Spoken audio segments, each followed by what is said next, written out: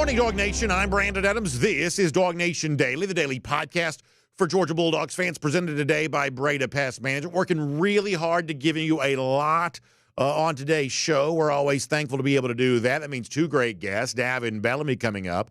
Looking forward to speaking to him. First time in a couple of weeks to catch up with Davin. Mike Griffith from Mobile Senior Bowl. He'll give us kind of the perspective of what he's seeing on the ground and what he's hearing from these former Georgia players as he and our Kaylee Manziel get a chance to talk to them. For the first time in a while, we get a chance to celebrate a Georgia basketball win, and we'll take full advantage of that. Update on a story we covered for you yesterday, taking a little bit of a twist in the wrong direction, perhaps. Also, a former Georgia player has given interesting insight on his decision to leave UGA. We'll tell you about that. And off the top of the program, I think that Georgia's performance sort of speaks for itself. I don't think it needs any defense. Its actions on the field, defense enough, I believe, of its own. They are SEC champs, of course. But there is also some lingering criticism and some ongoing debates of, are we sure that, Kirby Smart is this and George is that? So with that in mind, I thought that Paul Finebaum said some interesting things recently about kind of what Georgia is and in particular right now, what Kirby Smart is. And in light of kind of our ongoing conversation, I think this is a pretty good fit into that right now. So what do you say we start with that today? We're glad you're with us for it. It is DawgNation Daily, the daily podcast for Georgia Bulldogs fans, presented by Breda Pest Management. And it begins right now. Today's episode of DawgNation Daily is brought to you by Breda Pest Management, the official pest control of UGA Athletics. Presented by DawgNation.com. This is DawgNation Daily, the daily podcast for Georgia Bulldogs fans. Here's your host, Brandon Adams. I always love any chance I get to be like a newsman, sort of pop my papers on the desk and say, coming up in a couple of minutes, an update on a story we covered for you yesterday. In all seriousness, we will give you a little bit of an update on something we did talk about yesterday. It is taking a twist and a turn and perhaps the wrong direction for Georgia. We'll give you more on that coming up in a moment. Also, some good news as it relates to a non-Georgia football story, that coming up in just a little bit as well. But to kick things off here, there is an ongoing narrative that's out there as it relates to Georgia, now Kirby Smart in particular, and this is to be expected. Anytime, it's kind of funny. You can't help but notice sometimes that Georgia's wins aren't proof of anything, but Georgia's losses are proof of condemnation. Have you ever noticed that when Georgia's beating everybody and beating everybody badly, somehow that didn't quite confirm just how good Georgia is? There was always, let me do this just for a second. I didn't even doesn't necessarily mean to do that. But do you remember the off season of 2021? Georgia had won the national championship, had vanquished its arch nemesis Alabama, bringing, frankly, a pretty good bit back on that 2022 team, although certainly losing 5 first-round picks off the defense. And Georgia began the year was like preseason number 3. That even when Georgia was the national champion, somehow the wins didn't quite prove anything to some people. But when they've now lost a couple of games, and this year admittedly they did, when they've lost a couple of games, all of a sudden the losses prove everything. Wins didn't prove anything. Losses prove everything. Now, I'm sure that's not quite as true as it sort of feels like, but there is an element of the prevailing conversation in college football that does sort of feel that way to me a little bit, that somehow the losses seem to prove more than the wins ever could. But nonetheless, there is this sort of ongoing conversation here right now that, well, now that Georgia's not the national champion and they didn't advance past the quarterfinals of the playoff, that perhaps the program is slipping a little bit, and the architect of all the greatness that Georgia's enjoyed, Kirby Smart, maybe he's slipping a little bit too.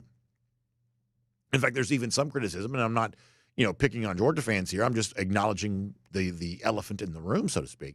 There are even some Georgia fans who think Kirby Smart is slipping because he's being a little too forgiving of what they think was a really bad offensive line this year, led by line coach Stacey Searles, an inept Georgia offense led by coordinator Mike Bobo, and Kirby's, at least till now, unwillingness to sort of make any changes at those positions sort of speaks to an edge that Smart once had that maybe no longer has. That there's a little bit of questioning, and some of this is just natural.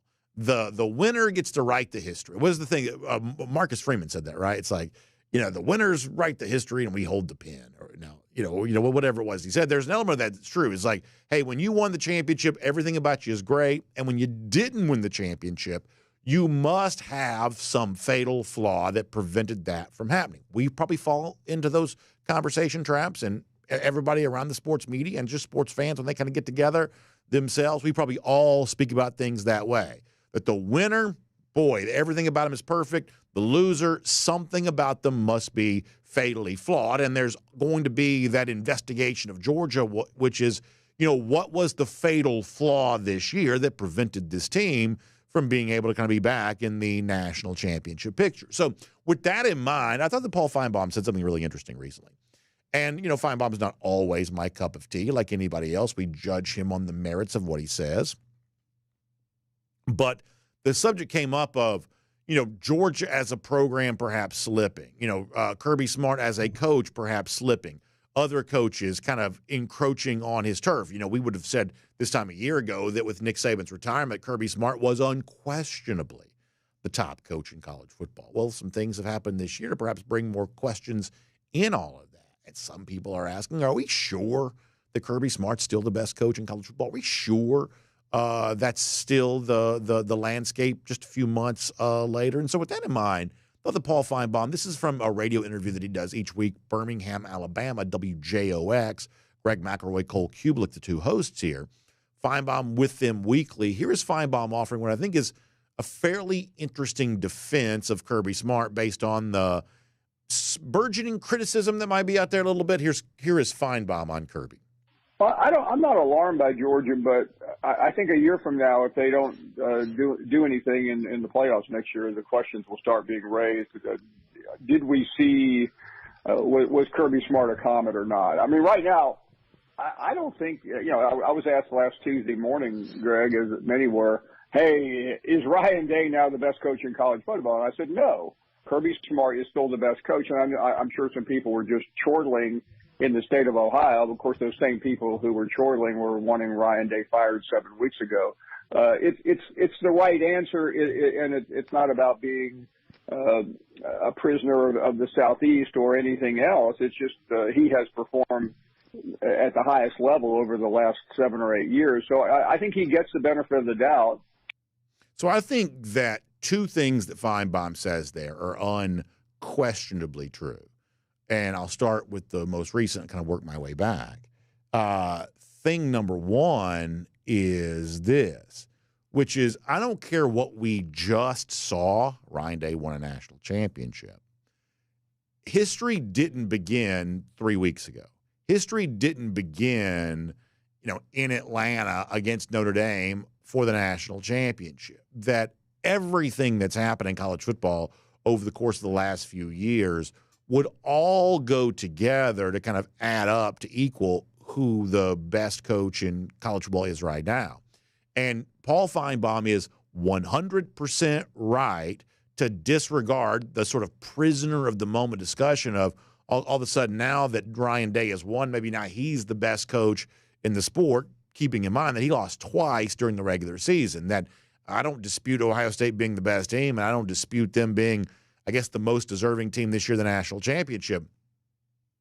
But in terms of the week-to-week performances, Ohio State really didn't perform all that much better week-to-week than Georgia did. Georgia lost 3 times and in total. Ohio State lost twice. It's not that dramatically a different outcome in terms of the totality of the season. Finebaum's right to say it. And while he did not acknowledge this, you could say the same thing about people who kind of now want to kind of crown Marcus Freeman on the basis of a couple of games. Or Steve Sarkisian, despite the fact that somehow Sark lost to Kirby Smart twice, or Dan Lanning, who seems to be kind of coming up in the ranks a bit, that people want to all of a sudden start crowning these other coaches and have these much larger aspirations for other program.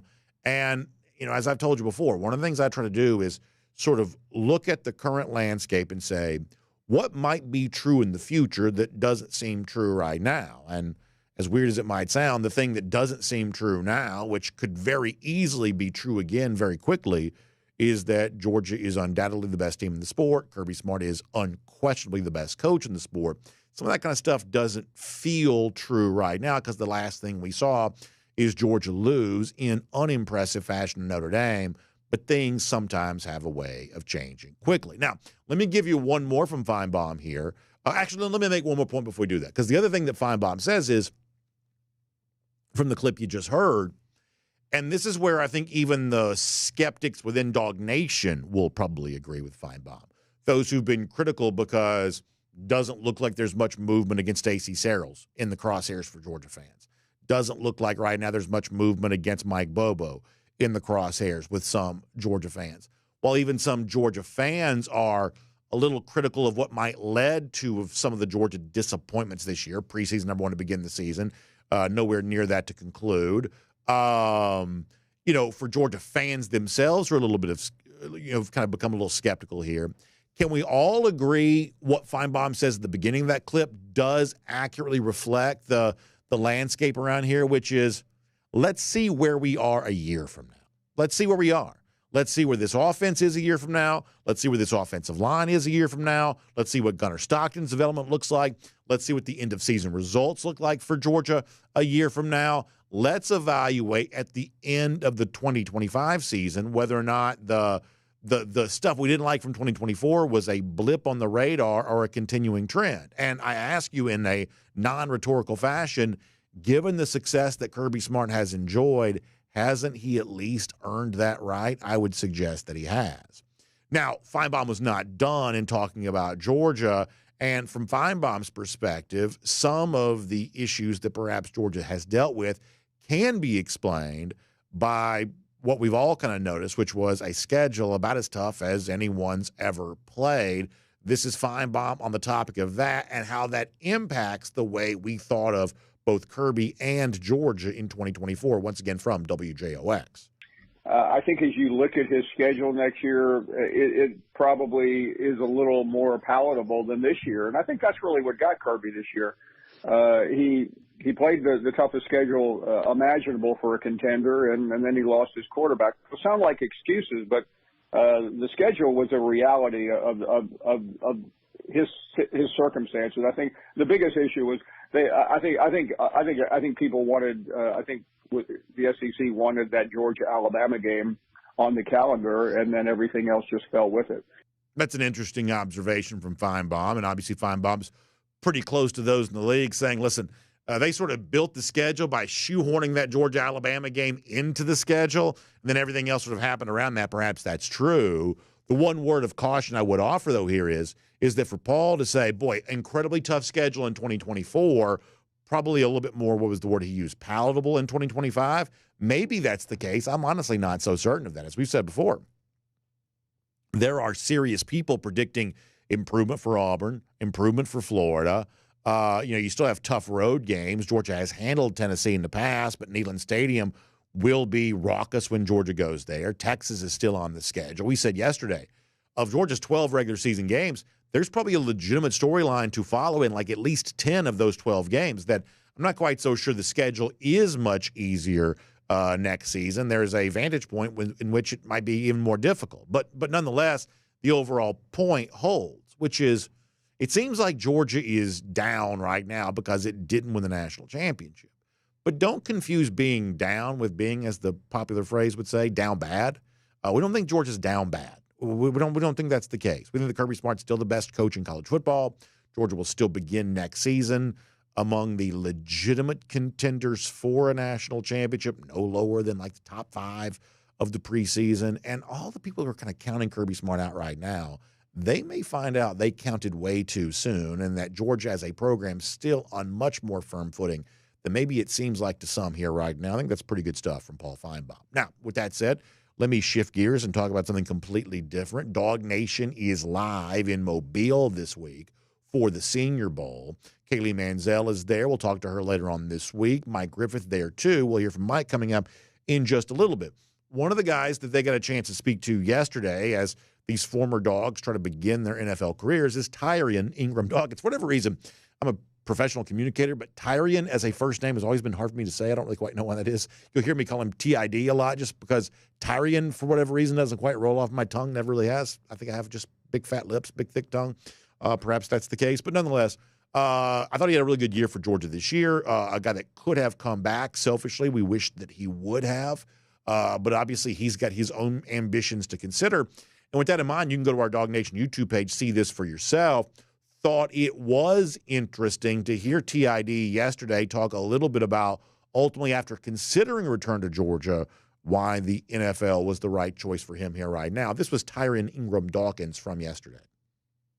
I was thinking about coming back to Georgia, but I felt like I did everything that I wanted to do at Georgia. When I made the decision to go to Georgia coming out of South Carolina, it wasn't just to go to the league. I also wanted to graduate from the university, and I got that done this past December, and I talked with my family. We made a business decision. I talked with the coaches. They gave me the right information to make the decision, and the decision was made to come out. So first of all, good for him. Obviously, there is still an element about this that is about academics. I hope that's always to a degree true. So I did not know that he had graduated. Maybe I should have. I was not aware of that. I'm happy for Ingram Dawkins that he was able to do that. And, look, I do get it. At a certain point in time, if you get the sort of indication in the NFL draft that you're going to be drafted within an acceptable range, perhaps nearing your draft ceiling, sometimes it's sort of time to move on. Selfishly, I've been very honest about this. I thought that was a guy, if he would have returned to Georgia, Georgia would have had a chance to really use him well. And he would have had a chance to really bolster the Georgia defensive line from a kind of a hard-to-find spot, the defensive end position. But ultimately, that's not what he chose to do. So, we will wish him well while acknowledging our selfish ambitions would have certainly been served by having Ingram Dawkins back here in 2025. It's also worth noting, and this is the follow-up I mentioned earlier on a story from yesterday. We talked about Hero Kanu, a guy that Georgia was hoping to make an impression on as Kanu transfers from Ohio State. There is photographic evidence out there that the visit to Georgia for Kanu did take place yesterday. But shortly after that visit, and I'll show you this on the screen here, a potential replacement for Tyron Ingram Dawkins, Hero Kanu, has committed to Texas. We assume that commitment will turn into a sign on the dotted line, and a defensive lineman here who, we'd said yesterday, not a game-changing player for Georgia necessarily, but a contributor to depth if he were to come here, and a guy that maybe frees up other guys to do some different things. But even players like that, players that haven't played a ton yet at Ohio State and have kind of sort of, maybe not specific value at a place like Georgia, even guys like that demanding a hefty price on the recruiting trail and the transfer portal trail right now in a program like Texas that has spent big before, even against Georgia. You would presume they've written another check here, too, on Hero Kanu. And so one way or another, Georgia factor in this. Kanu, though, choosing to go to Texas. And Georgia will look elsewhere for some of its depth needs, most likely probably in the spring part of this. But wanted to give you that follow-up because it is a story we touched on yesterday. My name's Brandon Adams, and this is DawgNation Daily, the daily podcast for Georgia Bulldogs fans, presented today by Breda Pest Management. Glad you're with us. Video 10 a.m., Radio Athens, Sports Radio 960 Rep, podcast, Apple, Spotify, everything else. Just really glad to have you as a part of the program, and so thankful to have our friends at Breda Pest Management who make it all possible for you, the official pest control provider of UGA Athletics. That means if you're watching the Dogs get a big basketball win against South Carolina last night, taking a look at the kind of new look Stegman Coliseum, keep in mind that venue kept bug-free, critter-free, termite-free because of our friends at Breda Pest Management. And you can also work with Breda for your pest control needs. And you get more from just prestige from doing this. You get a chance to work with a company that's been in business since 1975, 125 employees all across our market area, putting a great level of service to work for you and putting more money back in your pocket just for making that decision. Everything's expensive right now. My gosh, eggs are like $100. Well, when it comes to all of the stuff that the price is going up and up and up, if you find something where the price is going down, of course you want to jump all over that. And that's what Breda Pest Management gives you a chance to do, to put more money back in your pocket just for making the switch to Breda. So make sure you do it today. It's online, BredaPest.com, BREDA, BredaPest.com. Find them online. Plenty more information there about how you can put Breda to work to you. Keep those flying squirrels out of your attic. Keep the mosquitoes out of your yard, I guess. Keep the termites away from your home. That may be the most important thing of all because in Georgia, that's a big issue. BredaPest.com for a lot more on that. Okay, before we move on, I want to make a very, very quick announcement and a reminder to all of you that ongoing right now is our Dog Nation Cruise giveaway, courtesy of our friends at Kroger. I want you to know about this. It's going to be an amazing experience. You and a guest have a chance to win your way onto the Dog Nation Cruise in April, courtesy of our friends at Kroger. They've done this now for a couple of years. It's an awesome thing. So all you have to do is go to DawgNation.com/contests. All heck broke loose the other day when I said DawgNation.com/contest. But I believe that URL now works too. But the main one, DawgNation.com/contests. Just simply tell us your favorite moment from the 2024 season. You could be selected. You and a guest could join us there for the amazing Dog Nation cruise in April on board Utopia of the Seas with Royal Caribbean. All of this because of our friends at Kroger. You get the stateroom for two. You get a hotel room the night before the cruise on April 20th. You'll get a gas card to help get you down to Port Canaveral, some onboard credit to spend while you're on Utopia of the Seas. It's an amazing, amazing giveaway. And we want you to go to DawgNation.com/contest to register for your chance, courtesy of our friends at Kroger. Make sure you check that out here today. All right, it's Davin Bellamy later on. Mike Griffith here in a little bit from Mobile and the Senior Bowl. Prior to that, though, let's go around the doghouse here today, presented by our friends at Georgia Farm Bureau. And there is good news to celebrate here today. Georgia got a basketball win last night against South Carolina. We like college basketball. We think it's fun to have Georgia part of the relevant conversation in the sport here this year. And we are also not going to sugarcoat this. It has been a tough thing to watch the last little bit. You know, very competitive against number one Auburn. No excuses need to be made for that. On the road at Tennessee prior to that, hey, sometimes in SEC road environments against highly ranked teams, certain losses become disasters. Sometimes that's the case. Georgia played miserably at Arkansas. That was really disappointing. Georgia wasn't competitive at all as a follow-up to that at Florida. Georgia fans were really on pins and needles, very restless for a better performance. And last night, for the most part, they kind of got it. Still had some issues with the inbound plays. Obviously, this team has a real, kind of bad relationship with inbounds plays and pressure from the opponent. But you know what? Built the lead to begin the game, held on to that lead, had some guys sort of step up and kind of play in a big way for you last night. And Georgia got what many of us were describing as a victory in what was sort of thought to be kind of a must-win game. We admittedly called it that.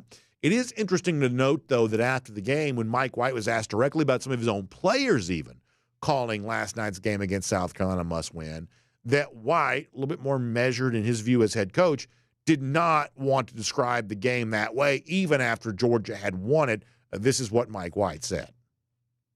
So none of them are must-wins, all of them are opportunities. Our practice here in a couple of days is must do well, must grow, but they're all, we need to celebrate all of them because they're all so hard to come by, for sure. And doesn't get any easier. Tough road ahead, but a lot of opportunity too. We got to just continue to focus on valuing the basketball, defensive rebounding, which was really good at times. Offensive rebounding needs to continue to get a little bit better, but their attention to detail with defending their glass is really high as well. Yeah, so I agree with White on that, listen, well, actually, I probably don't agree with the part about it being a must-win game. I think things would have gotten pretty disastrous for Georgia were it to have lost last night. But his point about, hey, maybe not must-win, but every win's worth celebrating, that is true in an SEC like this here this year, and that win does give Georgia that chance to sort of play on with, what was it that like Lenardi had the other day? Joe Lenardi's kind of like the longtime famous bracketologist type dude. Still has Georgia in his field, has them, I think, drop down to a 10 seed, which is kind of near the bottom of the at-large teams, typically speaking. They've now dropped below, and this is sort of math nerd stuff, but they've sort of dropped below 80% certainty according to his numbers of making the field. So they're teetering here a little bit with a chance not to make it, but wins like last night kind of keep them on pace to be in the field along with legitimately 10, 12 other SEC teams. It's just an embarrassment of riches from a basketball standpoint in the SEC right now. And that is Around the Doghouse, presented today by our friends at Georgia Farm Bureau. And in Georgia, you got to have insurance. And I think about this all the time because I drive a long way to get to work every single day. Now, you don't care about that, but I do. It's a long commute. And when you're going like 85 to 285 and changing highways to drive 400 every day, when you're going from all these, highways, you see wrecks all the time, people on the side of the road. I would give anything if people would learn how to steer it and clear it. That would change my five forever if people could figure out how to get off the highway after a little fender bender thing there. But putting that aside, you see this stuff happen all the time. And when people are exchanging that insurance information, that may be the first time in a long time you've sort of thought about, well, exactly who is my insurance with? Who do I have insurance coverage by? It's one of the most important decisions you're ever going to make, because when you need it, you want someone who's going to serve you in a kind and friendly and efficient way. Well, that's what our friends at Georgia Farm Bureau are all about. We've set up for a long time.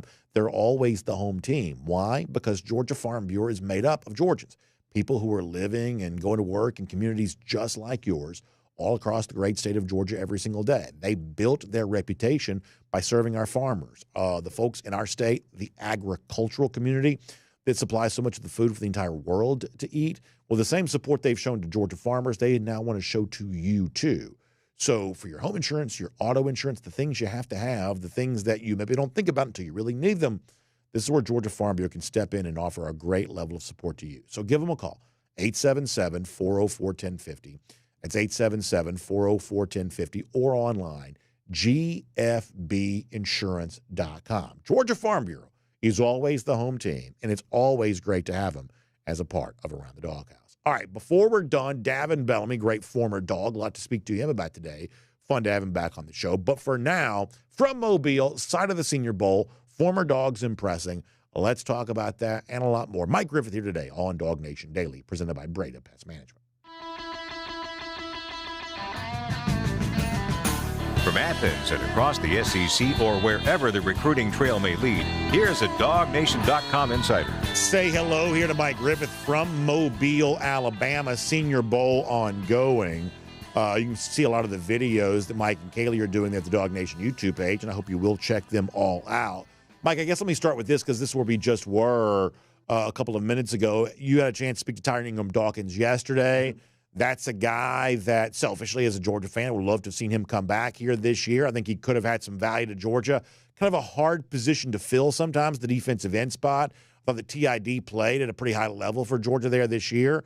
Ultimately, he says he graduated. He says he got at least, favorable information from the NFL draft scouts, and Georgia kind of helped him learn all of that. And so now he's moving on. What did you make of the chance to talk to Tyron Ingram-Dawkins yesterday? Yeah, this is a high upside guy, Brandon. Obviously, he got the invite to the Senior Bowl. Guys like Warren Brinson, Nazir Stackhouse did not. They went to the Shrine. They didn't get the invite here. Chaz Chambliss as well. So that's an indicator of TID's ceiling, if you will. This is an athletic guy that can maybe move inside to tackle, maybe stay outside at edge. He needs to work on his skills some.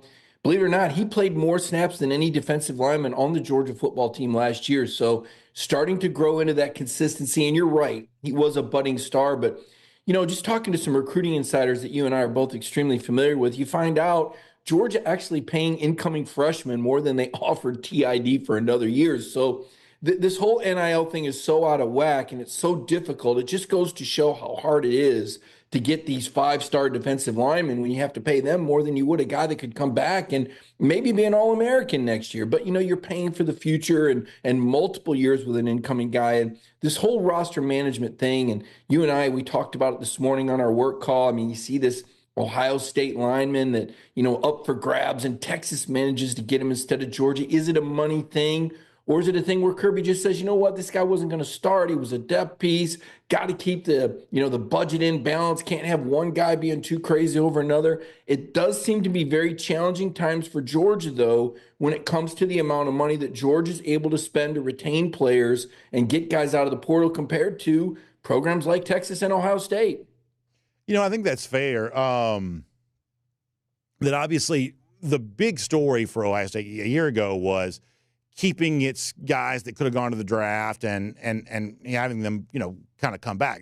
When you think about the $20 million they supposedly spent, a lot of that was money spent on retaining players they had. And look, as I mentioned a moment ago, selfishly, I'd love to have Ingram-Dawkins back. And, we kind of have lived in a college football world where the other questions you would have asked in the past, which was, do you like the player or not? You know what I'm saying? As a recruit, as a player in your team, whatever else, do you like the player or not? And obviously, in most cases, on a Georgia roster, you'd say, yeah, I do like the player because these guys all have talent. But now it's a little bit of a different question. It's at what price? Do you like the player at the price you might have to pay to keep him? And honestly, behind the scenes, and very little of this is made public, a lot of this is sometimes exaggerated, but behind the scenes, there is not just for Georgia, but for everybody, there is a much more kind of granular conversation taking place of, what price is this player going to cost? And, given the fact that you do have guys like Joseph Jonah Ajonye waiting the wings, then sometimes I guess you have to make some tough roster decisions, perhaps. Yeah, same thing with a guy like Trevor Etienne. You say, okay, Etienne's going to be a third-round pick. What would he make in his first year in the NFL and with the signing bonus? Another example, Ladd McConkey. If I talk to family, Ladd had come back to Georgia for $1 million. Now, as it turned out, it worked out really good for Ladd that he went pro. He had a breakout season. But, these are the decisions, though, Brandon, to your point. Could one or two players make a difference if you had, Tyrone Ingram Dawkins back and Trevor Etienne, much less spent the money to keep a guy like Carson back? And I know there's a lot of controversy and talk about that, but, the reality of the situation is Georgia is on a budget.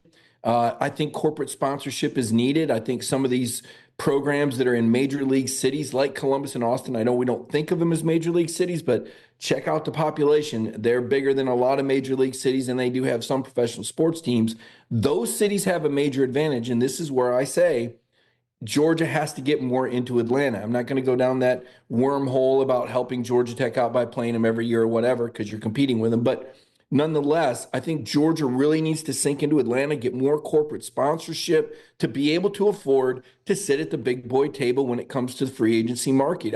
I thought Georgia squeezed everything out of last season that they possibly could. And we can talk about Carson Beck's struggles or, a few outlier plays against Notre Dame. But at the end of the day, when you look at the schedule and you see Georgia won an SEC championship with the schedule they had, with the attrition that they had, I just don't think they could have got any more out of it. And as I look at next year's roster, I think we need to ask the very real question. Does next year's roster really look that much better than this year's roster did, Brandon?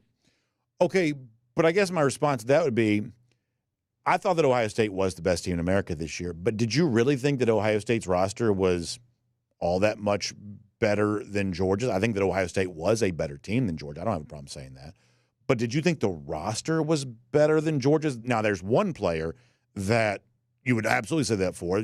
Jeremiah Smith is a clear outlier, but he's also an outlier for any other team for the most part, too. There wasn't another receiver, in America that I think that was all that close to Jeremiah Smith. Ryan Williams might have been a little bit, but not all that close. Did you really think that the Ohio State roster was dramatically different? And do you really believe that Ohio State probably spent more on its roster than Georgia did, but do you think it spent dramatically more than Georgia did?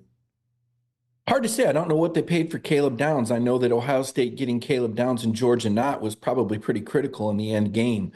Caleb Downs was an impact player for them and made a big difference. So did Quinshon Judkins.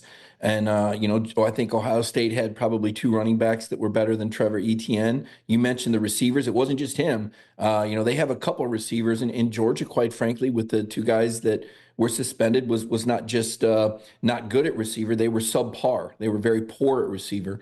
You look at the tight end grades, and quite frankly, it was the lowest graded position on the offense. And that was surprising because we expected the tight ends to be impact players. They really weren't.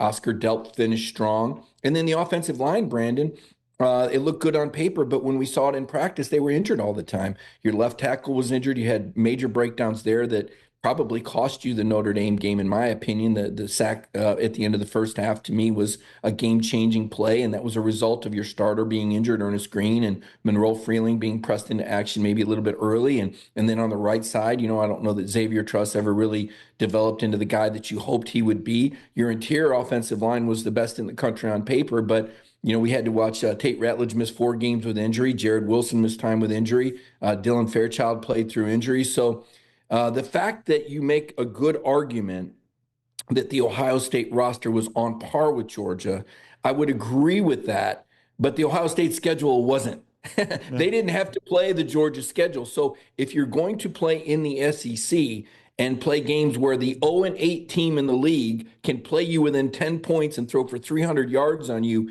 in your home stadium, and that's the worst team in the league, your roster has to be even better to elevate. You know, and I'm kind of playing spoiler with one of my own story angles, but I thought this was interesting. Talking to a couple Georgia players, and I'll probably talk to some guys from around the league, I think the argument could be made that it is harder to win the SEC championship than it is to win a national championship coming out of another conference.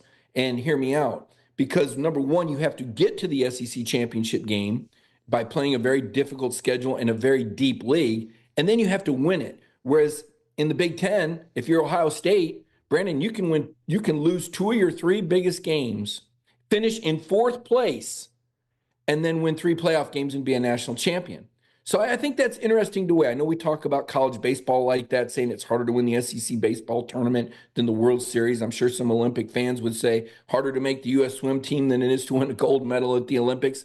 But I think there's something to be said about the depth of this league and the sort of roster that's required, to compete for national championships. I thought Ole Miss, I thought their defensive front, certainly they were every bit as good, if not better, than Georgia's front 7. They'd spent a lot of money. I thought their quarterback position was better. I thought their receivers were better at Ole Miss. All I'm saying is that for Georgia to maintain this edge that they once had over all the other SEC teams via the recruiting and development and retention of players, they're going to have to spend more money to keep that edge. Right now, Alabama and Georgia have been brought down to the pack with this portal that enables these other programs to come in and take developing players before they mature into starters. Yeah, I don't dispute that. I mean, obviously, money is the name of the game, and figuring out how you get as much of it as possible and how you make the wisest decisions by how you spend it, incredibly important. And I didn't intend for us to talk about this, but I think it's an interesting topic.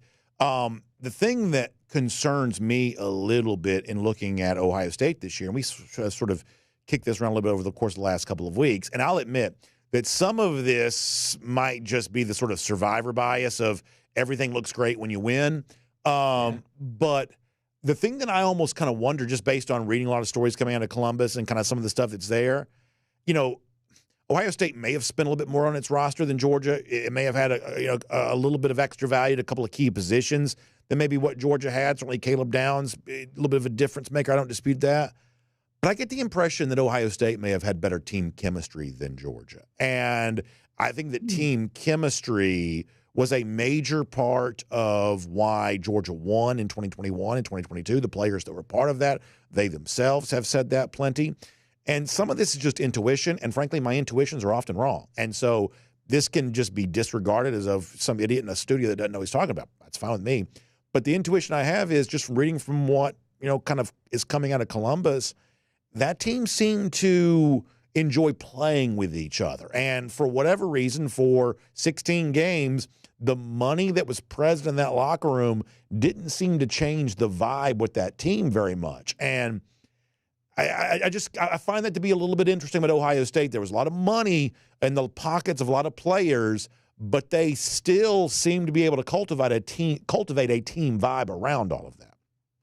Let's just call the elephant out in the room. Did the Georgia players like playing for Carson Beck? I mean, we saw a plus and we saw a surge when Gunnar Stockton came in.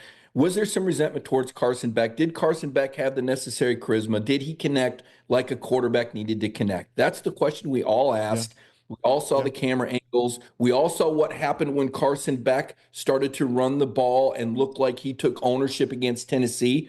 But I think it's very fair to ask that question. Was Carson Beck a sufficient leader? We know he was a sufficient talent. Defensively, we know that Jalen Walker was an outstanding leader, but that offense was missing something. And let's say this too. Did Carson Beck put in the work with the receivers going into the season that he needed to put in? Because there was a chemistry issue early on. I'm not going to put the drops on Carson Beck, but it didn't seem like, to your point, that the same chemistry was there between Carson Beck and the team as other elite teams, such as a Will Howard, who was a first-year player. Now, I'll say this about Ohio State. The chemistry looked good after the world was caving in on them when they lost as a 3-touchdown underdog against Michigan. And we saw them band together and suddenly have a cause, just like they did in 2022 before the Dogs turned them away with that comeback in the Peach Bowl semifinal. So It was a mad Ohio State that had something to play for and rally for together. To your point, we've seen Georgia teams do that. We saw the 2021 team do that after they lost to Bama in the SEC championship game. They steamrolled Michigan, and the defense absolutely killed Alabama in the national championship game long enough for Jalen Carter to block a field goal and James Cook to rip off a 67-yard run in the offense to finally get a touchdown at the end of the third quarter. When teams band together, you can see it. It's visible. And I agree that chemistry is a big part of this. Notre Dame rallied around Riley Leonard. Now, they only had 244 yards at the end of the day to beat Georgia, which was the lowest ever by a college football playoff winner. But still, I would agree that chemistry was important. And I would agree that whoever is under center for Georgia in the fall, whether it's Ryan Puglisi or Gunnar Stockton or a player to be named later, I think chemistry is going to be integral to Georgia's ability to have success, because the margin for error has shrunk considerably now that there's more parity in the SEC as a result of the NIL and the transfer portal. Great story at DawgNation.com, looking at Trevor Etienne at the Senior Bowl. Plenty more to come in the next couple of days there, too. So check out DawgNation.com for that. Also, I invite you to sign up for the DawgNation newsletter as well. DawgNation.com/newsletter. We call it the Hunker Download. Mike's coverage from Mobile is in the newsletter. So if you want the best of UGA delivered right to your inbox, courtesy of DawgNation, it's our DawgNation newsletter now called the Hunker Download. You can find it online, or you can sign up for it online by going to DawgNation.com/newsletter for more on that. Mike, enjoy Mobile. Bring back some Mardi Gras beads, and we will talk to you soon right here on DawgNation Daily, presented by Breda Pest Management. Thanks, Brandon. Have a good one. You too. Let's take a look around the rest of the league. This is SEC Through. Yeah, I mean, just to follow up quickly about what I was saying with Mike, I've read a lot about Ohio State's championship season. And, like, I'm obviously conditioned like many of you. I want to hate Ohio State. And I still do. Don't let's not get that twisted. But they did seem to figure out a way to enjoy playing with each other. And you kind of wonder, is that going to be the secret? Because for whatever reason, Georgia in 2021 and 2022, those guys really enjoyed playing with each other. They really seemed to just get along great. Everybody was happy, at least for the most part. That's the vibe they kind of gave off. I would say that's sort of an interesting secret sauce in some of these championship teams, probably worth paying attention to moving forward. Hey, let's get ready to go cruise around the SEC, courtesy of Royal Caribbean. Man, what an exciting time it is when it comes to Royal Caribbean. Obviously, you start thinking about later on this summer, it's the debut of Star of the Seas. Found out yesterday that Star of the Seas, and this is kind of cool, gigantic ship, one of the, it'll be among the largest in the world when it debuts. And it's the new icon class of ship. You would think when something like this being built, they might delay the I guess its debut into the fleet.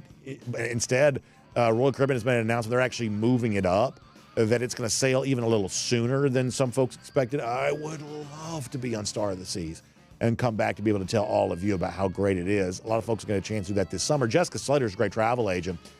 So whether it comes to being on Star of the Seas or Utopia of the Seas or Icon of the Seas or something like that, getting a chance to go to Perfect Day Coco Cay, so many great Royal Caribbean itineraries for you here in 2025. Jessica can tell you all about it. You can give her a call, 770-718-9147. That's 770-718-9147. You can email her, jslater@dreamvacations.com. It is a great year for Royal Caribbean. Our DawgNation cruise in April, the debut of Star of the Seas. By the end of the year, the debut of the brand new Royal Beach Club there at Paradise Island, the Bahamas. Obviously, continuing sailings for Utopia and Icon and all these other great ships. This is one of the hottest brands in the world right now. Royal Caribbean is scorching hot. Hideaway Beach at Perfect Day Coco Cay, big part of that. So find out about all the great stuff going on with Royal Caribbean here. Jessica Slater can tell you all about it. All right, we got Davin Bellamy coming up in just a moment. Davin has been through the pre-draft process like these guys are going through right now, making their way to the NFL. Davin has done that successfully. He'll tell us how these Georgia players are kind of dealing with all that right now, too. But prior to that, cruise around the SEC, courtesy of Royal Caribbean for a moment. Interesting statements from Kalen DeBoer yesterday as it relates to his former colleague, Ryan Grubb, offensive coordinator, was with him at Washington, hired to come with him to Alabama, but then Grubb got the chance to stay in Seattle as the Seahawks offensive coordinator, which meant he didn't have to move, which was obviously pretty attractive. It did not work out well for the Seahawks this year. He is now back on the open market. Many have speculated about whether or not he'll now take the job that he was anticipating taking this time a year ago in Alabama. DeBoer cryptic about that this week, saying of Ryan Grubb, "We go way back, great friend of mine, think the world of him as a football coach, obviously as a person too." DeBoer goes on to say, "I know he's working through his process just kind of after what last season brought. So just got to see what he does there, and I'm here for him whenever he needs me." That's always going to be the case. So a little bit cryptic about whether or not, Alabama would be in the market to hire Grubb, or perhaps whether or not Grubb would want to return to Alabama. And that's why this story is interesting to me for two reasons.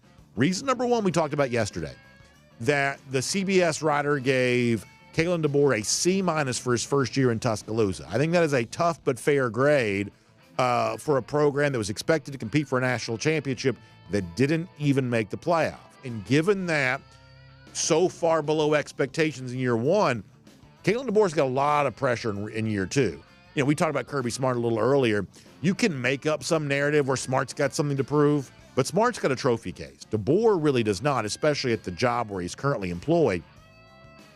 DeBoer is a guy who has real pressure. So anything he could do to make that transition for him a little easier, of course he would want to do that, including getting a chance to work with a friend that he's had success with before. So, if you're DeBoer, you probably need anything you can to make this year better than last year was and actually be in the college football playoff.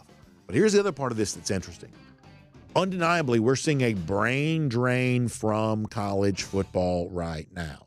Guys who can go to the NFL, they are. Here's a guy who has been fired from the NFL. It's not obvious that he's got an NFL job waiting on him. Does he want to return to college right now? Because many coaches who you would think of as potential college candidates, they don't. Does Ryan Grubb want to coach in college football? That's a big question that tells us not just something about Alabama's future, but kind of what the pool of potential coaches in college football looks like. Because for a long time, when Georgia needed an offensive coordinator years ago, Todd Monken was there, kind of out of favor with the NFL, available for you to hire. Boy, we're getting to the point where you kind of wonder, even for the guys who can't quite get the NFL job they want, do they view college as a reasonable alternative? Because keep in mind, the hand-picked quarterback of both Grubb and DeBoer, Austin Mack, is likely to be the starter in Tuscaloosa here this year. Would Ryan Grubb want to return to that? We don't know. This is a story worth watching. Couple of other things I was going to mention. Let me just sort of say this right now. I'll say this real quick. Jaden Rashada, it's reported yesterday, is going to wait until the spring portal to kind of try to find a place to go to. All due respect, that's a huge red flag for me. We said this before. The Rashada situation at Georgia this year was a little strange, probably not quite taking that step forward that Georgia would have liked for him to take. And now Rashada, by all appearance, having a little bit of a hard time kind of finding his next spot here. So don't have any ill will for him. We wish him well, but a little bit of an odd situation for a quarterback now looking for his third home. So we'll keep our eye on that, but no news coming anytime soon as far as a new landing spot for Jaden Rashada. It does not appear. We'll make that cruise around the SEC courtesy of Royal Caribbean. Now, without further ado, let's welcome in Davin Bellamy to the program here. Always love our chance to talk to Davin. Sorry for keeping him waiting. Davin, you have been through something a lot of Georgia players are going through right now. First of all, great to have you back on the program. But, you've kind of been through this before where, NFL draft scouts are saying one thing to you. You're trying to figure out what the right home for you is. You got probably friends, family, agents, everybody sort of in your ear saying all kinds of stuff. I've never been through this, but I have enough, I think, emotional intelligence to understand how challenging this must be for players who are just trying to make the right decision for their future. What was that like for you, and what can you tell us as to what that's maybe like for these players right now? Well, I know, with these guys, man, this is the most busy that they're, going to be for their whole career and have been. I remember my situation, you go on to, you play the postseason in football, and then now you're training for the draft, and then you have to go to these bowl games, and then it's the combine, and then you're right into a, rookie mini camp. So it's just bang, bang, bang, especially for the teams that go longer in the postseason like these guys have. So with the included playoffs and more games that these guys are playing on the back end, this process is a little bit more strenuous to them because of the more games they're, having to play. But also they got to remember now it's time for them to focus on themselves as individuals, so they can land at the best spot that they want to. Yeah, I mean, the thing that I've always probably assumed is, and you can tell me if this is right or not, if I'm a player, let's say that I was the dad of a player, I just want somebody to tell me the truth. And it just sort of seems like it's kind of hard sometimes as a player because everybody sort of wants something from you. And I'm not putting bad, intentions on, anybody here, but just sort of seems like sometimes the way that goes, the agent wants you to believe that he has better access to NFL franchises than you can get from somebody else. When you're coming out of high school, programs want you to believe, hey, you can come right here and start as a freshman. Or in this NIL age, oh, we're going to give you so much money, you're going to be swimming in money. And, oftentimes this stuff doesn't always quite, work out the way in which sometimes it feels like you're promised, especially in this sort of precarious moment where you're leaving college, you're going to the NFL, these guys that are at the Senior Bowl here right now. It seems like you would just want somebody to sort of tell you the truth. Yeah, but, that's not the game, these guys are playing until they get into those top 30 visits where it gets closer to, time to get picked. Right now, everything is just, speculation. I can remember right after the national championship game, I was supposed to go second round if I was just to run a 4.6. So, a lot of that is just speculation. And you fast forward, I end up going undrafted. So I think right now, those guys do have a lot of people pulling them this way and, pulling them this way. The main thing on which I wish I would have done is just keep the main thing and not worry about the money already or not worry about what team you're going to. I should have just kept that same type of Georgia mentality of taking it day by day and just getting better for the combine. And then after that, just kind of let everything else take care of itself. But it's kind of like you said, they're getting pulled in a million different directions. And this is the most important part of the draft process. Sometimes we hear people say that it's better to be an undrafted free agent as opposed to a late round draft pick because a little bit like a guy going into college football, you have a little bit more of a choice about where you want to go. Did you find that flexibility was valuable for you as opposed to I'm kind of tethered to this team that drafted me in the 6th or 7th round and maybe they like me, maybe they don't, as opposed to this team that has said, we definitely want you to come here, and maybe you've sort of, I guess for you it had been the Houston Texans, selecting them over somebody else. Did you like the flexibility that came with being an undrafted free agent? You know what, man? Everyone says that until you get into the business of the NFL. So we're talking about 3-4 years down the line. So, of course, if you're a 6th-round guy, you may rather want to go undrafted just because you can pick, but at the end of the day, if a guy gets drafted, he's picked. And once you have that draft symbol on you of I was picked with this number, your leeway in string is a little longer than somebody that's undrafted. So example, if two guys are sitting on the couch and they've both been out of the league for a year, well, one guy has I've been drafted tag and the other guy has the undrafted tag. So if both those guys go in for a workout, 9 times out of 10, the 6th-rounder rather than an undrafted guy is going to get the opportunity. And in my case, the team I chose, man, and I can say this, if I would have chosen another team to go to, I probably would have played my rookie year from the things that I was putting on tape and camp. There were a lot of, I can remember one article where, Bill O'Brien saying, Davin hand usage is one of the best as a rookie that I've ever seen. But the only reason I bring that up is because I chose a team that had Javion Clowney, Whitney Merciless, and J.J. Watt. Yeah. Pretty good guys, right? Pretty good guys. So it don't matter what I do in practice. At the end of the day, when week 1 comes rolling out, J.J. Watt is going to be on one end, and Javion Clowney is going to be on the other end, and Whitney Merciless, who's the all-time sack leader in Houston Texans history, is, he's arguing, to coach about his pass rushing snaps. So if this guy's arguing, how am I going to get on the field? That is a very real point. That is real. Yeah. So yes, if a guy goes undrafted, this is my advice to them. Don't choose the team with 3 Hall of Famers in the same position. That's a very good piece of advice right there, Devin. I like that for sure. Well, speaking of future Hall of Famers, it certainly looks like the Philadelphia Eagles could have some of those if the level of play continues here. Back in the Super Bowl, such a strong Georgia presence helping make that possible. And, as a fan of Georgia, but just a fan of the game, I love the energy that Jordan Davis, and I know N'Kobe's injured right now, but N'Kobe Dean when healthy, certainly Nolan Smith, Jalen Carter, maybe right now the best interior pass rusher from a defensive line spot in the NFL. All these former Dogs are just showing out. They're back in the Super Bowl again.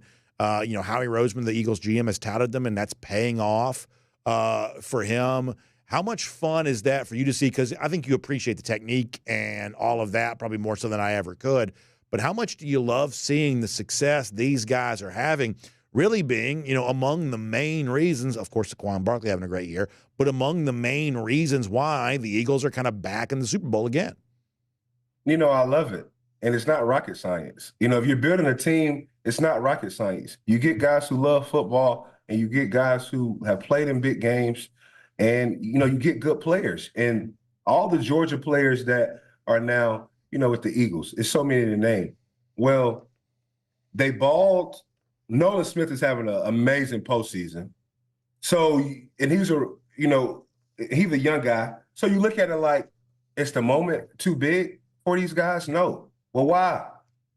Because these guys have played in national championships. These guys have played in SEC championships. These guys have, played at, some of the biggest games in college football, that you can possibly play in. So as a GM, the only thing from the league and college is, in college, you got somebody making sure you go to class. You got somebody making sure you learn the plays. You got somebody making sure you work out.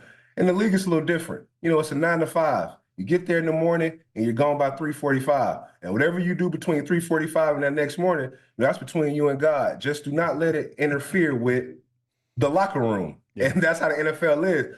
Well, when you get guys like this that are used to winning, have been trained with a military mind for 3 to 4 years, 5 years, they get in there. You don't have to worry about them being, the lights being too big. They know how to win. They know what it feels like to play long. So they don't hit these rookie walls or these young player walls. These guys have been playing in postseason ball for 3-4 years. So the best thing to look at is the mentality. They've always had the talent, but you're starting to see GMs say, we want to win now. Well, let's go grab some Georgia players, because we know some of these guys, like the senior class that's leaving this year, never lost at home. Yeah. So, you're just getting guys that know how to win. No, I think that's so well said, Davin. I really do. And obviously we're a college football show, but I do want to ask about the other part of this, because we saw Georgia kind of go for its three-peat in 2023, come up just a little bit short on that. Now the Chiefs are trying to do that here this year. And look, on the one hand, I'm like anybody else. I'm sort of sick of them a little bit. I don't, like some of the stuff around Kansas City necessarily. Kind of gets on my nerves a little bit. But at the same time, I'm certainly an appreciator of history, and 3 straight Super Bowls. This hasn't been done since like the pre-Super Bowl era. 3 straight Super Bowls would be remarkable. What do you, just for a moment here, what do you think of that side of this story, and the fact that, Mahomes not yet 30, kind of, approaching semi-GOAT status, the Chiefs trying to, almost put together an unprecedented level of success. As a student of the game yourself, what do you think of the success they're enjoying?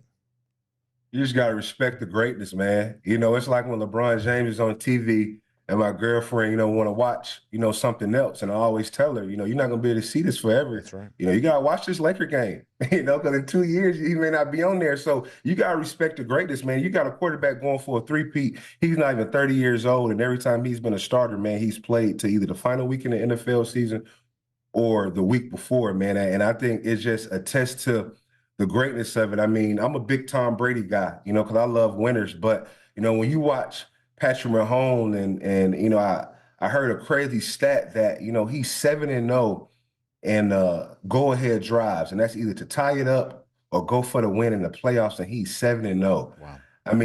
Just to have I'm looking at it more of on a deeper level, just to have the mental withal just to stay composed in those moments, man, it's something beautiful to watch because you probably won't ever see it again, and you probably won't ever see a quarterback that's going to be this successful and this clutch. Again, these guys just don't fall out of the sky a lot, man. So, and you got Malik Herring, on that team, which is also why I want them to go for that three-peat. It's just so much history in that, and it's so hard to win that you got to respect the three-peat and the guy that's doing it that's not even 30 years old, man. It's kind of crazy. Davin, great stuff. Love all your insight. Really strong stuff. Thank you for your time on the show today. We'll look forward to getting a chance to speak to you soon. Always, man. I'll see you next week, and go Dogs. Go Dogs indeed. Good stuff there from Davin Bellamy. Certainly appreciate that. I think the point that he makes is kind of an interesting one. Like I said before, we're a college football show. We talk about, Georgia and things like that. But, when it comes to like the sort of truly historic figures in sports, whether it be Mahomes right now or what a Tiger Woods was, he mentions LeBron James, Tom Brady would be in that category. There is something to be said for sort of being the sort of good sports fan that does acknowledge the greatness and sit there and watch it unfold and recognizing you're seeing sports history play out in front of you. I thought that Davin Bellamy just gave us a lot of really good stuff on what has made those Eagles players so special, the very real story of as you try to begin an NFL career of, where am I going to fit in and who am I competing with? And my gosh, it's J.J. Watt and Jadeveon Clowney. Like, that's just real stuff. And I thought that Davin Bellamy was great here today. Before we go, let me also give you a little bit of a shout-out to our friends at Daytona Beach. Great time to think about a getaway to Daytona Beach. 23 miles of shoreline. If you want the quick, easy getaway, don't forget, they've got an international airport that takes you right to Daytona Beach, and you can enjoy all the things that Daytona Beach is famous for. The restaurants, the surfing, you like golf, you like fishing, you like all that kind of stuff, outdoor activities, wonderful resorts, so many great things to enjoy, including, obviously, one of the great beaches you'll ever see. DaytonaBeach.com/hotel deals for more on that. That is DaytonaBeach.com/hotel deals for more on that today. And, of course, as we get ready to wrap things up here, I want to give a golden shoe like we did yesterday. We gave the Georgia basketball golden shoe. People always say, Georgia's jinxed because I talk about them and they lose. Well, guess what? We talked about them yesterday and they won. So we're going to come right back on the well again. Another little shout out here for Georgia, getting an 11-point win at home in conference against South Carolina. Mike White says not a must-win game, but they won it nonetheless, and they lived to fight on with tournament hopes still intact. So good job to Georgia basketball there. We'll circle back, give them a golden shoe for a big win against South Carolina. Lousy, stinking Gators.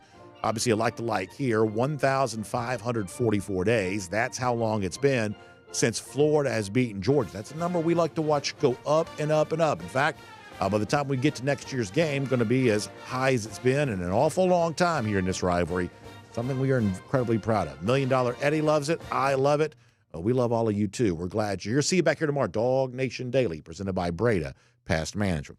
And on video, time now for the R.S. Andrews Cool Down. R.S. Andrews, when you turn to for your air conditioning, heating, plumbing, and electric needs. They show up on time. They do the work that's promised, the price that's promised. You can trust them and all of that. We use batteries for a little battery pack thing here so I can hear. And right as the Davin interview was ending, my batteries just died. Didn't have time to sort of change them during the show. A little bit of a, sort of a hassle sometimes because sometimes it starts off like you're going to have plenty of battery and then it kind of runs out before the show is done. It can happen today. So for like Davin's last answer and his sign off, I'm really having to try to watch the screen closer to see if I can read lips. I want to make sure it's not some sort of curveball or something like that. So a little behind the scenes look there for the final couple of seconds with Davin, forced to be a little bit of a lip reader. But I thought he was great today. First of all, I hadn't had him on the show in a couple of weeks, so just sort of fun to have him back on. But really, really strong stuff here today. Spencer Clark, thanks for the kind words. Appreciate that. I enjoy being the MC of the show. Appreciate that. Mark Woodmansee says he wants to see Gunnar Stockton against that Gators defense. Boy, I like the idea of that, too. That should be a lot of fun. Let's see what else. Palmer Eldridge says that Finebaum, we started the show by talking about Paul Finebaum, excellent when he offers serious comment and not playing to the masses. My biggest issue with Finebaum is that, so on his radio show, or the thing that airs on the SEC network that started off as a radio show, he's sort of saying the kinds of things that an SEC-centric audience would expect him to say. You go on the Get Up show, that's the ESPN morning show out of New York, it always seems like magically when he's on Get Up, he's sort of saying the things that New York would want him to say. I feel like, I'm just being honest here, I feel like you get a different Finebaum depending on what the expected audience is for his commentary. Sometimes you can't help but notice that.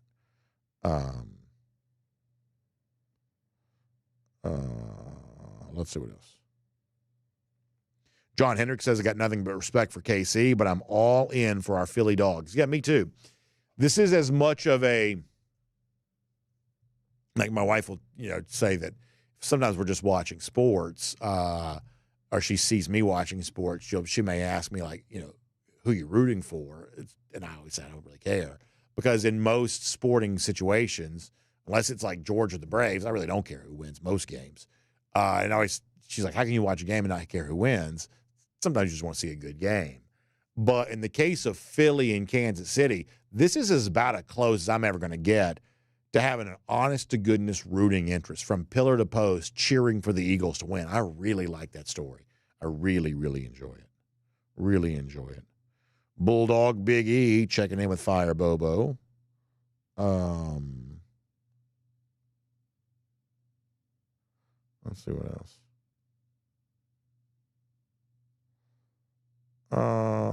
Let us see what else is going on here.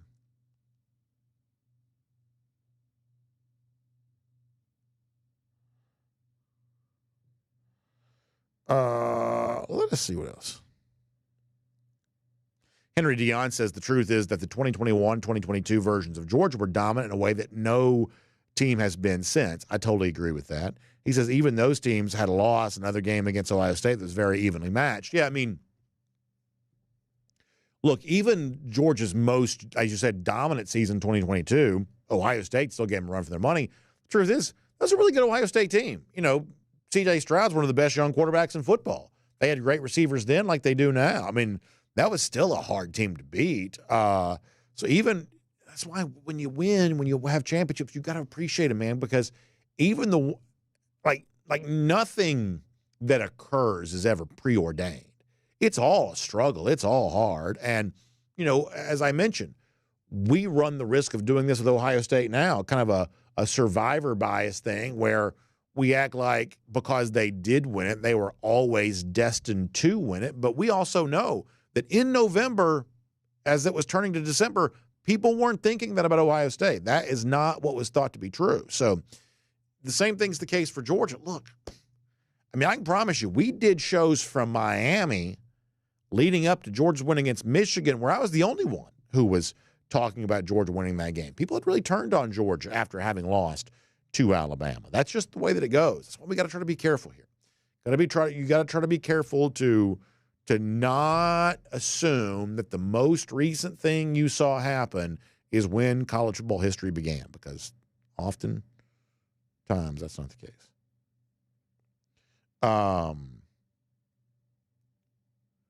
Let us see what else.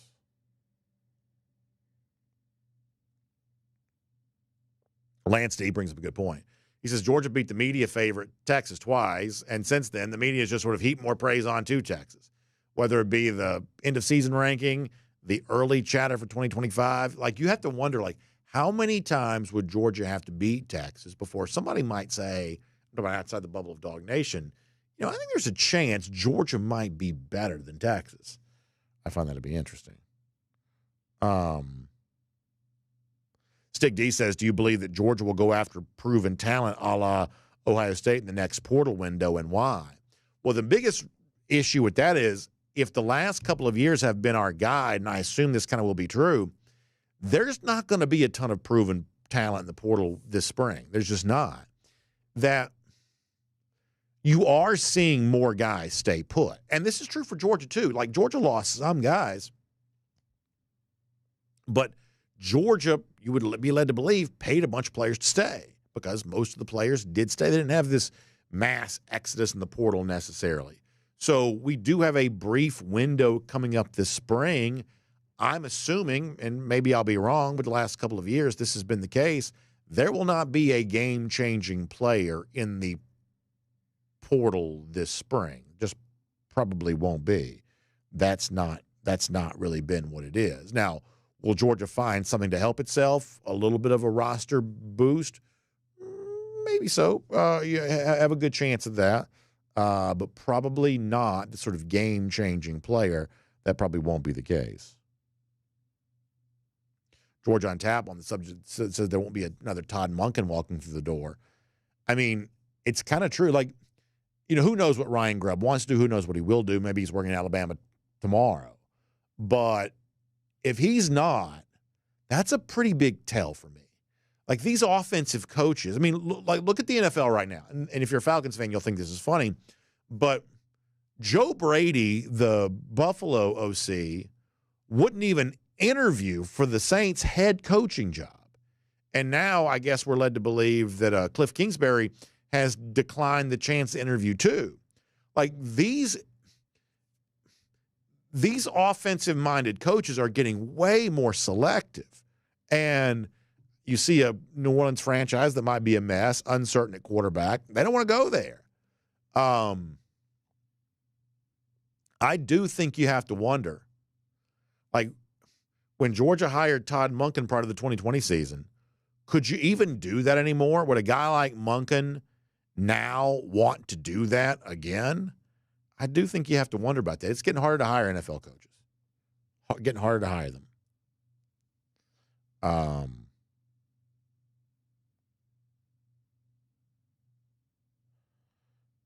Garrison Tucker says that Buster Faulkner would be a nice addition. Look, yeah, and I get this. We've been kind of down this road. I think that Buster Faulkner is a really good offensive coordinator too, and I think he's doing a great job with Georgia Tech. I do think that's the case. Kirby Smart has chosen Mike Bobo, and I don't believe, now I guess anything's possible. Anything could change at any moment, I reckon. I won't pretend to know anything for certain, but I don't believe that Kirby Smart is second-guessing that decision right now. When Smart had his choice of either Faulkner or Bobo, he chose Bobo. And I don't think that Smart is looking to backtrack on that right now. Let's see what else.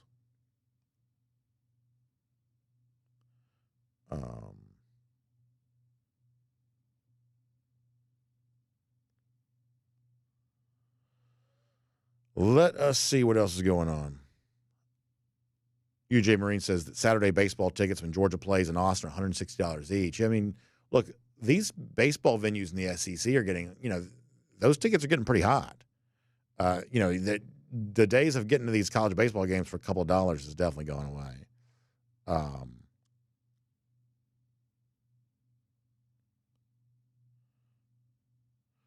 Let us see what else.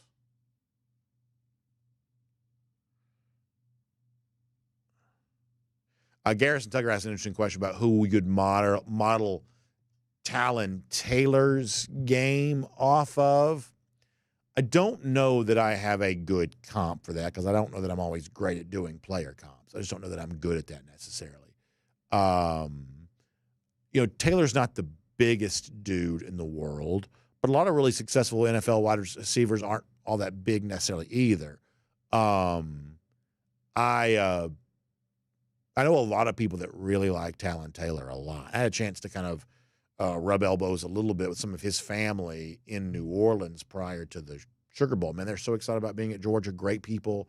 Really seems like a really good addition to UGA.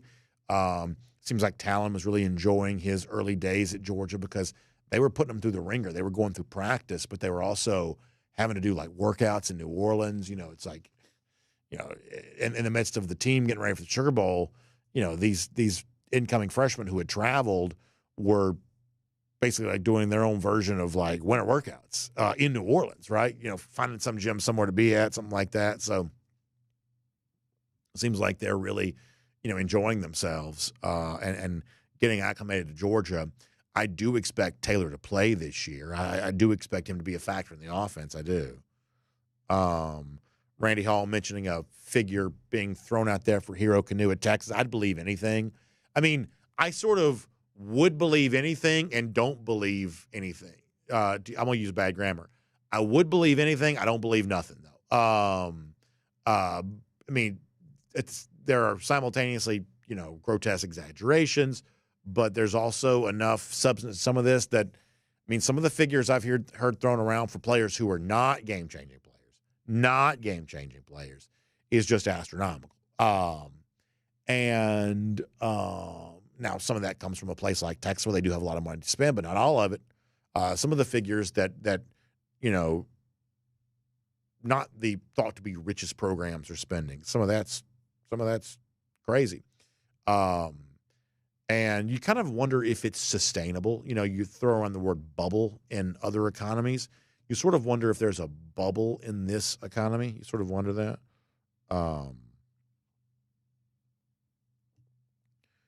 Let's see what else.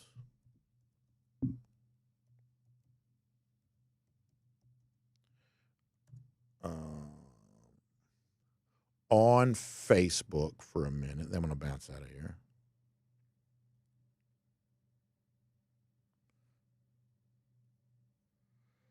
Let's see what else. William McWatcher says that Monken would decline the head coaching position for the Saints, the Falcons. I don't know that Monken would decline it, but boy, a lot of people seem to be declining it. At least in the case of New Orleans, they're having a legitimately hard time kind of finding that next coach. Grady Darcy says the media is already saying the Gators could challenge UGA next year because DJ Lagway is returning. Yeah, Florida's getting a lot of preseason buzz right now. A couple of Georgia rivals, both Florida and Auburn, getting a pretty good bit of preseason buzz here right now. Jacob O'Neal wondering about over-under roughing the passers in the Super Bowl. So let me give you my viewpoint on the Kansas City conspiracy theory here just for a moment. I do believe the NFL benefits from the Chiefs being in the big game. So if they wouldn't be willing to do a little something to sort of, I guess, satisfy their incentive, then they'd be one of the few businesses in the world that wouldn't operate that way. And keep in mind, it doesn't have to be some like sort of grand scheme. If you ever play blackjack, sit down in a casino, if you play perfect basic strategy, which most people don't, but if you were to play perfect basic strategy, the house edge against you is only 1/2 of 1%. And yet somehow 1/2 of 1% worth of edge is enough to build palaces in Vegas and Atlantic City and everywhere else. The same thing would be true in football too, is, the Chiefs don't have to get every call. They just have to get the perfect call at the right time, which sometimes it sort of seems like they do. And by the way, there doesn't have to be some big meeting somewhere where they all come together and say, what can we do to help the Chiefs? Anybody who advances in any career has some intuition about what their bosses would prefer. I would say NFL officials are no different. That, there's a lot of status to be gained by doing the job the way that your bosses want you to do it. And having some intuition about what your bosses want without having to be told directly what they want is sort of a prerequisite for almost any success. And yet, that said, while there's a huge incentive to get the Chiefs to the Super Bowl because Taylor Swift's presence, things like that, just add extra attention to the game. Once they're there really isn't all that much additional incentive for them to win it. All you really need is for the Chiefs to play in the game. You don't really need the Chiefs to win the game because the ratings will be the same whether the Chiefs win or lose. So keep that in mind. I'm not saying any of what I just said is true, but if it was, all you really need is for the Chiefs to be in the game. You don't necessarily need them to win the game. So be careful assuming that you're going – this is why, the people who always talk about like the NFL being fixed, this is why some of that is obviously overblown because nothing will ever be, air quote, you're fixed to the point where you could sort of count on it, because if it could, you would just simply bet on the fixed side. But life is often not quite that cut and dry. Marshall Fleming says he doesn't watch the NFL because the NFL controls who wins. See, I don't think that's the case. Like, this is a little bit like, you know, the NBA, like who gets to the free throw line and who doesn't. It's a very important part of a basketball game. I don't believe there's some sort of meeting somewhere where it's like, hey, we need to give the star player additional free throws and we need to sort of, you know, swallow the whistle when so-and-so's got the ball. Some of this is just about the overall vibe. Officials know how to please their bosses. But it's not a 20% advantage. It's like 1/2 of 1%. And, you know, at the right place, the right time, that can make a big difference. Josh Allen trying to extend the ball across the line to make on a first down, for instance. But even with what might be a perceptible edge, Kansas City's still not a guarantee. They still have to make the plays.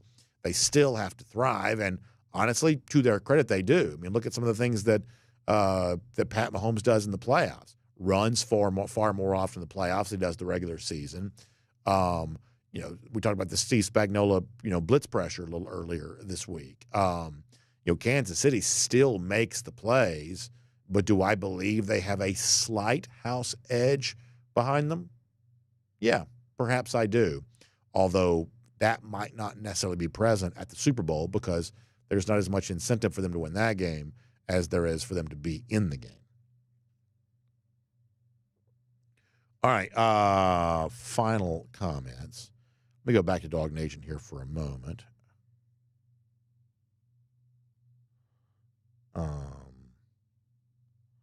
Let's see what else.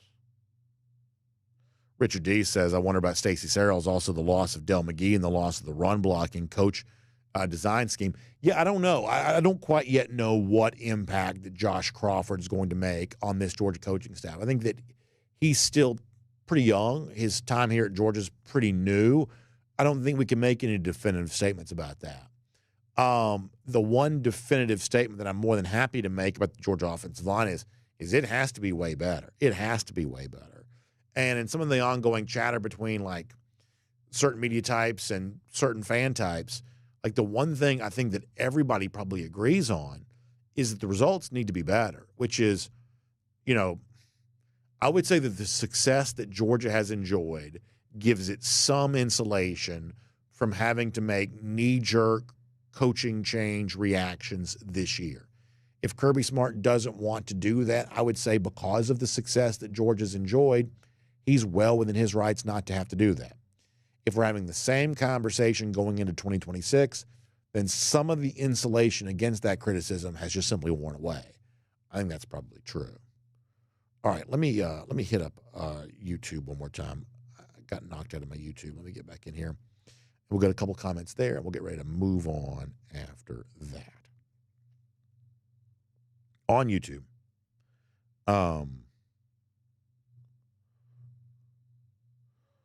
let's see what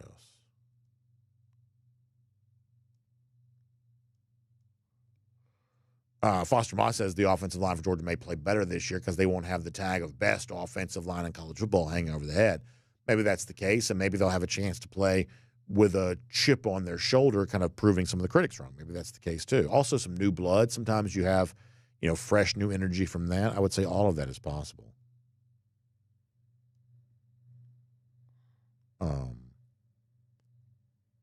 Taylor Russell also mentioning winning the SEC, and that's kind of part of this discussion, which, you know, Georgia finished below its preseason expectations, and some of the frustrations that fans have expressed is part of the reason why. But in the midst of this still came in not just an SEC championship year, but an SEC championship in a year that's unlike any the league's ever had. 16-team league with unprecedented schedule depth, challenging road games, the likes of which Georgia had to play. That's a real accomplishment. It's hard to put too much pressure on Kirby to make some sort of change he might not want to make when a number went on the wall this year. You know, an SEC championship matters. Perhaps that offers some, you know, insulation against some of this kind of stuff. But by next year, maybe not. All right, what else? Anything else before we go?